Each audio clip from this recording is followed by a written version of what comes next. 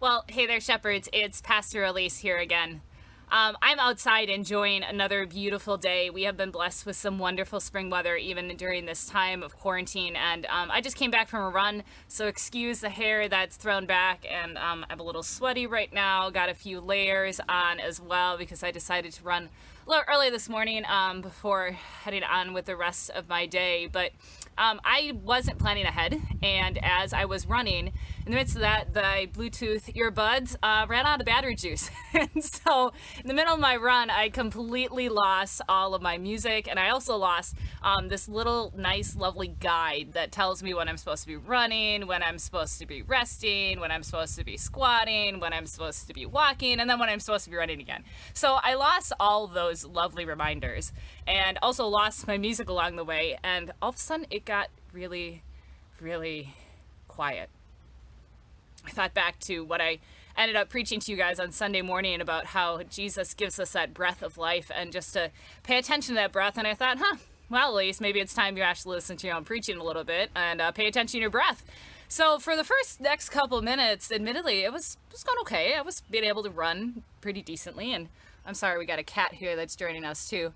I was able to run pretty decently as we were keeping on going, and listening to my breath was actually kind of soothing. It was a steady, even pace, and I could hear the birds singing around me. I began noticing the buds on the bushes on the side of the road that I hadn't noticed as much before because I was paying attention to what I was supposed to be doing and paying attention to the music that was playing. And I was noticing all these things, and I was noticing this breath that was in me, and I was like, wow, this is great. Wow, Aleese, you need to do this more often. But then after I kept running for a while, I began noticing some other things too. I began noticing that my breathing got a little bit more labored. I began noticing that I was a little out of breath.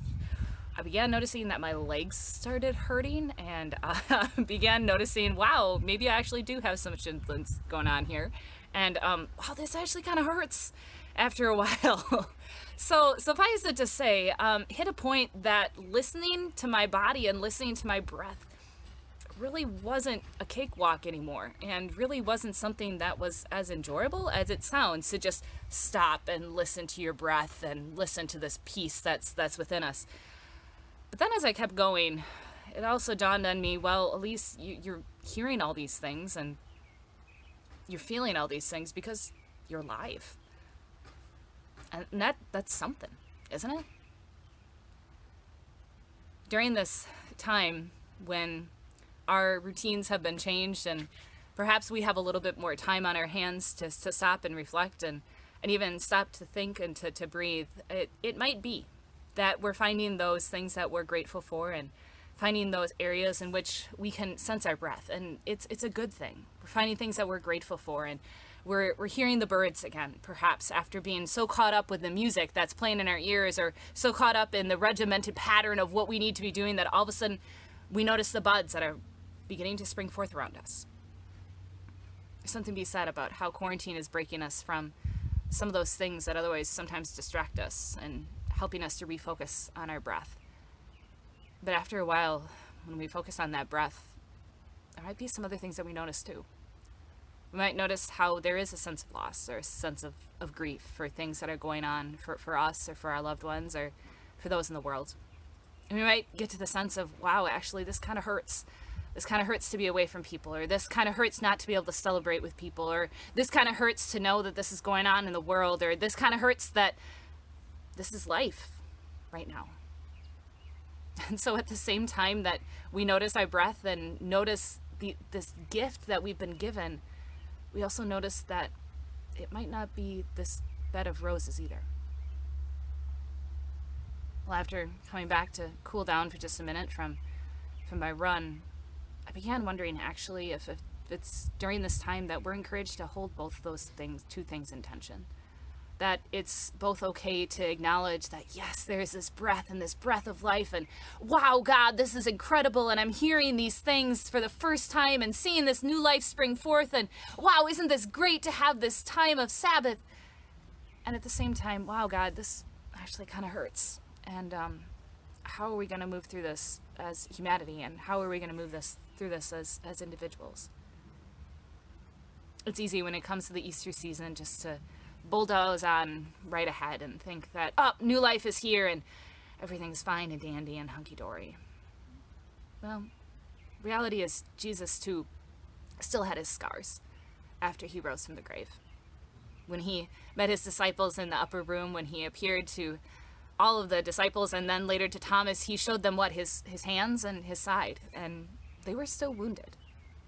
They still had marks of what had come before. We too might have marks on ourselves and on our souls of things that we are carrying right now, and perhaps of things that have come before. And whenever all of this is said and done, it will be a day that we can all breathe again, but we'll also go forward with marks of that have come before. So if today you're finding yourself being able to run and enjoy that fullness of life, maybe not physically run, but you're finding yourself just breathing in this sense of peace and, wow, God, look at this new life that's springing forth in me or in humanity or around me or in creation, live into that. But if you're also finding yourself thinking, wow, God, this actually kind of hurts. And now that I'm listening to my breath and listening to my body, my heart hurts a little bit.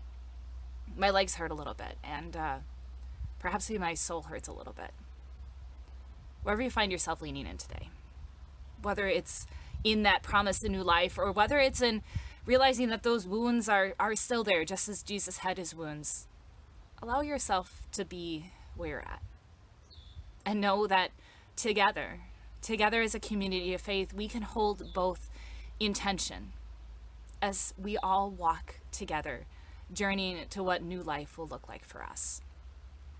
The promise that Christ has for us is that regardless of where we're at, that peace is always going to be breathed into us.